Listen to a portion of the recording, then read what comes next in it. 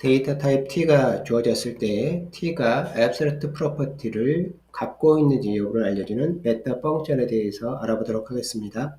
우리가 지금 배우고 있는 대상은 타입이 어떠한 프로퍼티를 가지고 있는지 여부를 체크하는 메타 펑션입니다. 따라서 전체 메타 펑션의 이름에서 is 언더바를 제거를 하면 나머지가 이제 프로퍼티 이름이 됩니다. 결국 abstract라는 프로퍼티가 존재하고 있다는 사실을 알 필요가 있습니다. 이럴 때 대부분의 타입에 대해서는 이제 false를 반환하는데 오직 일반 클래스 타입에 대해서만 이 abstract라는 이 메타 펑션은 이제 작동을 하게 됩니다. 그래서 그때는 t가 complete 타입이 되어야 합니다. 무슨 얘기냐면 스트럭처가 있습니다. 그리고 이름이 이제 s예요. 이럴 때 이제 일반적으로는 이런 식으로 해서 이제 s에 대해서 정의를 하게 됩니다. 이럴 때 이 s라는 이름이 등장을 해서 커리 브레이스 바로 전까지는 incomplete 타입이라 불러요. 완벽하지 않다는 소리죠. 그런데 이 커리 브레이스를 지나는 순간 complete 타입이 됩니다. 즉 s가 complete 타입이라는 사실을 알 수 있는 문맥에서 이 is abstract라는 메타 펑션을 사용할 수 있다는 소리예요. 그래서 이런 경우를 뭐라 부르냐면 s에 대한 완전 문맥이라고 부릅니다. 즉 s를 complete 타입으로 볼 수 있는 문장, 그래서 그거를 S에 대한 완전 문맥이라고 부릅니다. 결국 T에 대한 완전 문맥에서만 이 abstract라는 메타 펑션을 사용할 수 있다는 소리예요. abstract property에 대해서 이해를 하기 위해서는 virtual function에 대해서 조금 알아야 됩니다. virtual function은 일반적으로 이제 virtual function은 이제 virtual 키워드가 들어가는 펑션을 의미를 하는데 여기에 pure specifier를 사용하게 되면 그때는 이제 pure virtual function이 됩니다. 예를 들어서 우리가 이렇게 보면 이 부분이 virtual function인데 pure specifier는 바로 이 부분을 말합니다. non zero 부분이 pure specifier예요. 그래서 이 부분이 virtual function인데 이 pure specifier가 추가가 됐기 때문에 pure virtual function이라고 부르게 됩니다. 그럴 때에 이 object property를 가지고 있는 클래스는 그 내부에 있는 상속받은 멤버로부터 시작해서 그 내부를 구성하고 있는 모든 멤버 함수를 조사했을 때 그 중에 하나가 최소한 pure virtual function을 가지고 있으면 이 경우를 abstract property를 가지고 있는 클래스다라고 부르게 됩니다. abstract 클래스라고 일단 부르는 순간 이 클래스 자체는 뭘 할 수가 없냐면 직접적으로 객체를 만들 수가 없습니다. 왜냐하면 추상적이기 때문에 그래요.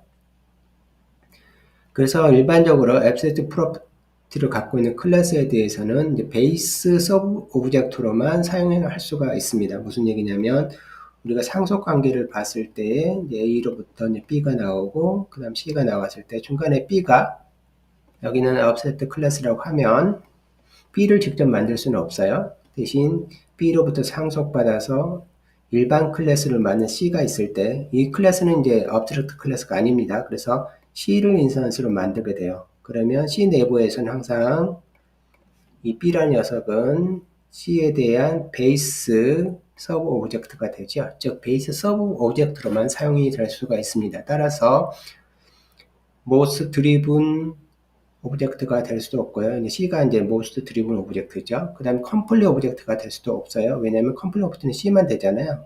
CR의 서브 오브젝트로만 얘는 존재를 하기 때문에 이제 이 두 요소가 될 수 없고 오롯이 베이스 클래스에 대한 서브 오브젝트로만 이 abstract 클래스를 사용할 수 있습니다. 직접적으로 생성을 할 수 없기 때문에 그렇습니다. 이 abstract 클래스는 일반적인 함수의 파라미터나 리턴 타입으로 사용할 수가 없습니다. 오직 사용할 수 있는 데가 딱 한 곳이 있어요. 함수의 파라미터로 사용할 수 있는 경우 딱 한 경우가 있습니다. 이 경우는 그 함수가 delete 펑션이 될 때만 사용할 수가 있어요. 다른 경우에 대해서는 함수에 대한 파라미터나 리턴 타입으로 abstract 프로퍼티를 가지고 있는 클래스를 사용할 수가 없습니다. 그리고 그 타입을 변환하는 용도로도 그 타입을 사용할 수가 없습니다. abstract는. 왜냐하면 인스턴스를 만들려고 하는데 그 시점에 문제가 되기 때문에 사용할 수가 없어요.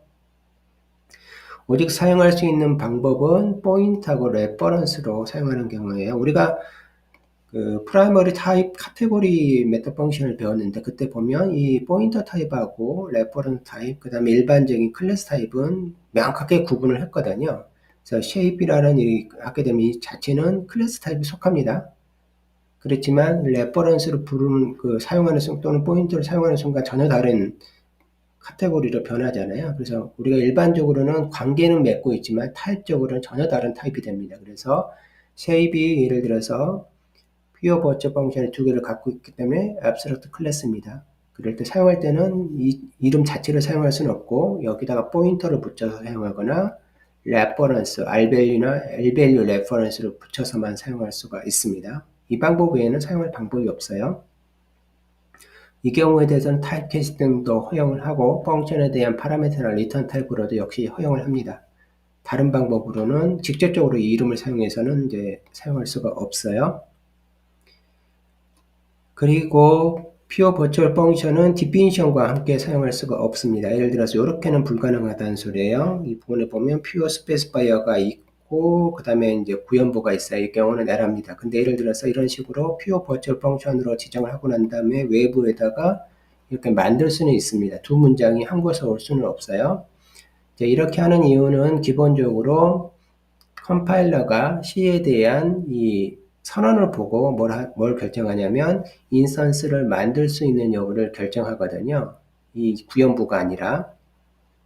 그래서 결국은 컴파일러 여기만 보기 때문에 여기에다가 쓰는 이렇게 는 재료를 쓰게 되면 인스턴스를 만들 수 없다라는 거로 인식을 해서 오직 서브 오브젝트로만 사용할 수 있도록 이제 컴파일러가 할 수 있습니다. 그런 식으로 조정할 수 있도록 되어 있어요. 그래서 여기다는 쓸 수가 없어요.